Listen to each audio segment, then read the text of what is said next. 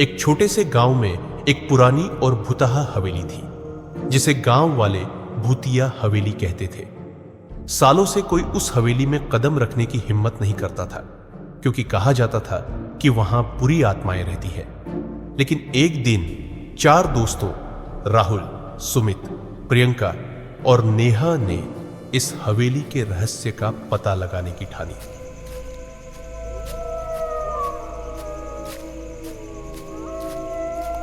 रात के अंधेरे में चारों दोस्त पुराने लालटेन के साथ हवेली की ओर बढ़े।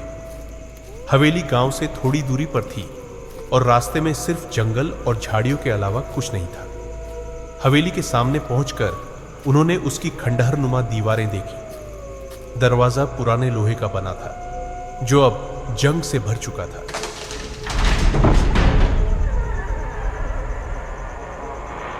राहुल ने दरवाजा खोला और अंदर कदम रखा। हवेली के अंदर चारों ओर धूल और मकड़ी के जाले थे। दीवारों पर अजीब सी चित्रकारी थी, जो किसी प्राचीन कबीले की याद दिलाती थी। जैसे ही उन्होंने हवेली के अंदर कदम रखा, दरवाजा अपने आप जोर से बंद हो गया। एक ठंडी हवा का झोंका उनके सामने से गुजरा। सुमित ने डरते हुए कहा, क्या हमें यहां से निकल जाना चाहिए? पर राहुल और प्रियंका ने उसे समझाया कि यह सिर्फ हवा थी। लेकिन हवेली के अंदर की अजीब घटनाएं अब शुरू हो चुकी थीं। दीवारों से धीरे धीरे खून की बूंदें टपकने लगी। कहीं से एक बूढ़ी औरत की धीमी आवाज सुनाई देने लगी। हवेली में अचानक ही ठंड बढ़ने लगी, मानो कोई अदृश्य शक्ति उन पर नजर रख रही हो। तीनों ने हवेली का एक एक कमरा देखा, पर कुछ भी असामान्य नहीं मिला। फिर उन्होंने छत पर जाने का फैसला किया। छत पर जाते ही वहां का माहौल और भी भयावह था।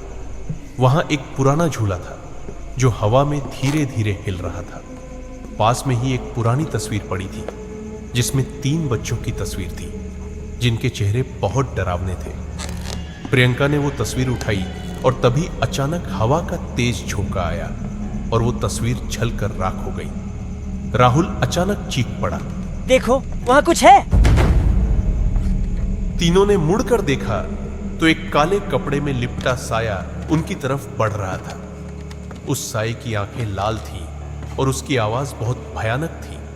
तुम लोग यहाँ क्या कर रहे हो? साये ने गुस्से से कहा। तीनों सहम गए और भागने की कोशिश करने लगे, लेकिन हवेली का दरवाजा अब अंदर से बंद हो चुका था। भागते भागते सुमित अचानक गायब हो गया। राहुल और प्रियंका ने चारों ओर देखा, लेकिन सुमित कहीं नहीं दिखा। तभी प्रियंका ने एक कमरे में उसकी चीख सुनी। दोनों ने दरवाजा खोला, लेकिन कमरा खाली था। सुमित की चीखें अब हवेली के हर कोने से गूंजने लगी थी। डर के मारे दोनों हिल भी नहीं पा रहे थे। प्रियंका की आंखों में आंसू आ गए और राहुल ने उसे किसी तरह हिम्मत दिलाई कि उन्हें एक साथ रहना होगा। हवेली के पिछले कमरे में, जहां एक पुरानी अलमारी रखी थी, उनका सामना उस भूतनी से हुआ। उसका चेहरा भयानक था, उसकी आंखों से खून बह रहा था। उसने उन्हें बताया कि वह इस हवेली की असली मालिक थी, जिसे सालों पहले उसके ही परिवार ने धोखे से मार डाला था। उसकी आत्मा तब से इस हवेली में फंसी हुई है और जो भी यहां आता है, उसे वह अपनी सच्चाई बताने से पहले नहीं जाने देती। राहुल ने हिम्मत करके भूतनी से उसकी मुक्ति की बात की। उसने कहा कि अगर हवेली में छुपा हुआ उसका कंकाल मिल जाए और उसे सही तरीके से दफनाया जाए तो वह मुक्त हो जाएगी।